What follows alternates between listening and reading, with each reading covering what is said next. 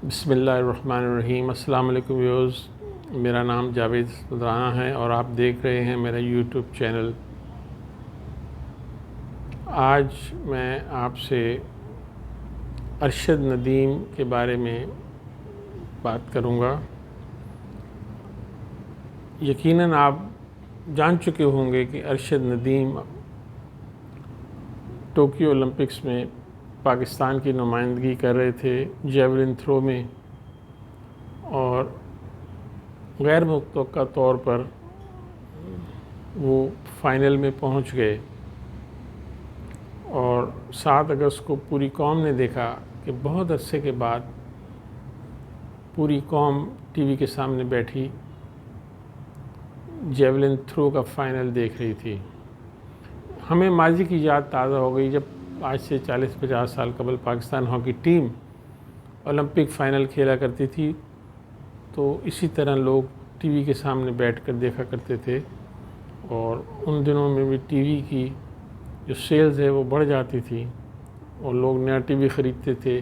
Family gatherings होती थी और पूरी फैमिलीज़ और दोस्त अहबाब मिलकर एहतमाम करते थे कि मैच देखा जाए। इसी तरह लोगों ने जेवलिन थ्रो का फ़ाइनल भी देखा। जेवलिन थ्रो का फ़ाइनल बहुत दिलचस्प रहा और हमारे अरशद नदीम ने बहुत अच्छा खेल पेश किया और यकीनन वो मेडल तो ना जीत सके, लेकिन पाकिस्तानी कौम के दिल जीत गए और उनकी 5वीं पोजीशन आई। अरशद नदीम पाकिस्तान के लिए एक मायनाज एथलीट के तौर पर उभर कर सामने आए। हमारी कौम को बड़े अरसे के बाद ये उम्मीद हुई, 29 साल के बाद, कि कोई ओलंपिक में हम मेडल जीत सकें, लेकिन बदकिस्मती से वो मेडल तो ना जीत सके, लेकिन उन्होंने कौम के दिल जीत लिए और अपना बेहतरीन खेल पेश किया। और नाज़रीन, पूरी कौम को ये यकीन था कि जब उन्होंने अपना बेहतरीन खेल पेश किया है तो यकीनन वो तारीफ़ के काबिल हैं। अरशद नदीम ने जो थ्रो की वो 84.26 मीटर थी। अरशद नदीम ने ओलंपिक्स के लिए डायरेक्ट क्वालिफाई किया था जब नवंबर 2019 के साउथ एशियन गेम्स में उन्होंने गोल्ड मेडल जीता और उनकी 86 मीटर से ज़्यादा तवील थ्रो थी। नाज़रीन, इसमें गोल्ड मेडल जीतने वाले भारत के नीरज चोपड़ा थे। जब हमने अरशद का मवाजना नीरज चोपड़ा से किया तो हमें ये मवाजना एक गैर हकीकी लगा, क्योंकि नीरज चोपड़ा को बेहतरीन सहूलियात फ़राहम की गई। वो काफ़ी अर्सा जर्मनी में मुकीम रहे, फ़िनलैंड में भी मुकीम रहे और गुज़िश्ता 5 साल से उनके कोच यूई हॉन, जर्मन के ex eternal javelin throw champion, जिन्होंने 104 मीटर की थ्रो मारी हुई है, वो उनके कोच से गुज़िश्ता 5 साल से, और उनको बेहतरीन सहूलियात मैसर थी भारत के अंदर और यूरोप में। इसके अलावा उन्होंने बायोमैकेनिक्स के डॉक्टर क्लॉस को भी एक कोच के तौर पर रखा था, जो बायोमैकेनिक्स के एक्सपर्ट थे। और इनकी वीडियो आप देख सकते हैं यूट्यूब पर कि वो बताते हैं कि जेवलिन थ्रो एक बो की मानद होती है, एरो और बो, और उसी तरह किस तरह के जिस्म में इलास्टिसिटी होनी चाहिए बेहतरीन जेवलिन थ्रो फेंकने के लिए, और क्या एंगल होना चाहिए और किस स्पीड से रिलीज़ होना चाहिए।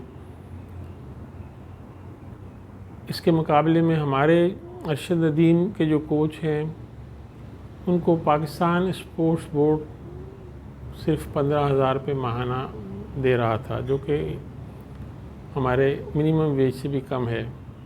और इंडियन कोच यूई हॉन जो हैं, उनको बहुत ज़्यादा, इसके हमें एग्जैक्ट तो नहीं पता, लेकिन उसकी यकीनन जो उसका फ़ीस है वो बहुत ज़्यादा थी। और ये भी हमें पता चला है कि पाकिस्तान स्पोर्ट्स बोर्ड ने 44 करोड़ रुपए ख़त्म होने वाले साल में बग़ैर इस्तेमाल के हुकूमत को वापस कर दिए। इसी 44 करोड़ में से अगर चंद करोड़ खर्च करके अरशद की ट्रेनिंग का बंदोबस्त कर दिया जाता तो मुझे यकीन है कि वो ये मेडल जीत सकते थे। नाज़रीन, अरशद जब पाकिस्तान आए तो उनका इस्तकबाल जो है फूलों की पत्तियां नशावर की गई और हार पहनाया गया उनको। इसके बरक्स जब पाकिस्तान के खिलाड़ी और टीम जब हार कर माजी में आती थी तो वो पिछले दरवाजे से छुप छाप आके निकला करते थे कि उन्हें डर होता था कि उनके आवाज़ें लोग कसेंगे और उनको बुरा भला कहेंगे। लेकिन अरशद नदीम का इस्तकबाल वालेहाना था। फिर वो जो अपने छोटे से शहर मियाँ चुन्नू पहुँचे, वहाँ भी लोगों ने बहुत वालेहाना इस्तकबाल किया। तो ये एक तब्दीली तो मस्बत तब्दीली है जो पाकिस्तानी माशरे में और सोच में आई है कि अब हम खेल को उस अंदाज में लेते हैं स्पोर्ट्समैन स्पिरिट की तरह। और यकीनन हम देखते हैं कि जब एक खिलाड़ियों ने एक अच्छी कोशिश की और मुल्क का नाम रोशन किया तो हार जीत इसमें ज़्यादा मायने नहीं रखती। असल मुकाबला करना होता है और मुकाबलों में हिस्सा लेना होता है। बहुत से दुनिया में ऐसे ममालिक हैं कि जिनके जेवलिन थ्रो के खिलाड़ी ओलंपिक्स में नहीं गए होंगे। अमेरिका भी हो सकता है इसमें, बरतानिया भी, और मुल्क भी हो सकते हैं बड़े बड़े जिनके खिलाड़ी जेवलिन थ्रो के फ़ाइनल में नहीं पहुँचे।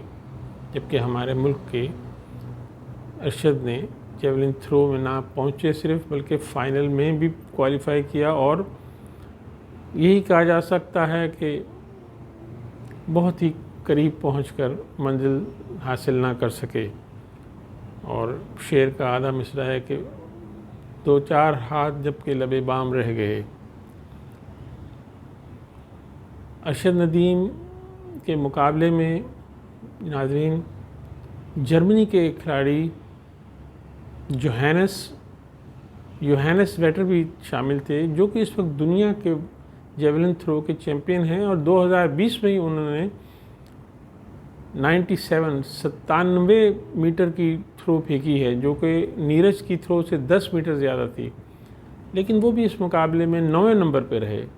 तो इसलिए ये कहा जा सकता है कि जेवलिन थ्रो का खेल मुकाबला जो है वो बहुत अनप्रेडिक्टेबल होता है और इसमें किसी भी दिन कोई खिलाड़ी अच्छा खेल पेश करके जीत सकता है। मुझे उम्मीद है कि अगर हम अरशद नदीम को एक अच्छा कोच मुहैया करें तो यकीनन ये कामयाबी हासिल कर सकते हैं। और अभी से 2024 के पेरिस ओलंपिक्स की तैयारी करनी चाहिए और इनको बेहतरीन कोच और जर्मनी और फ़िनलैंड में तरबियत के लिए भेजा जाए। दूसरी बात यह है कि जो इंडिया के नीरज चोपड़ा हैं उनको इंडियन फ़ौज में सूबेदार का रैंक दिया गया है और उनको एक मुस्तकिल मुलाज़मत फराहम की गई है ताकि उनको माश की फ़िक्र ना रहे। तो मुझे उम्मीद है कि पाकिस्तान भी उनको एक अच्छी मुलाज़मत फराहम करेगा। और मैंने ये भी सुना है कि अरशद का छोटा भाई वो भी बहुत अच्छा जेवलिन थ्रो फेंकता है, तो हमें कोशिश करनी चाहिए कि उसको भी तैयार किया जाए। और इसके अलावा हमारे